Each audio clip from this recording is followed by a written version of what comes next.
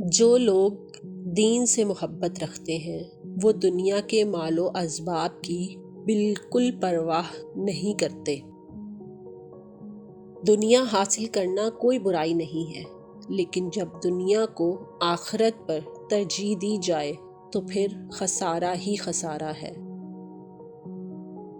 مخلوق پر رحم کرنے سے دنیا اور آخرت میں سرفرازی حاصل ہوتی ہے۔ اللہ تعالیٰ کسی کو دنیا کی لالچ میں گرفتار نہ کرے، کیونکہ دنیا دار شخص ہمیشہ کسی نہ کسی غم میں مبتلا رہتا ہے۔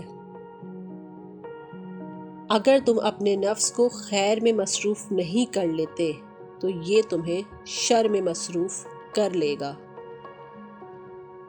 جس دل میں دنیا کی محبت ہو وہ کبھی بھی منزل حق نہیں پا سکتا۔ علم کا مزہ اسے آتا ہے جس نے تنگ دستی کے باوجود علم حاصل کیا ہو۔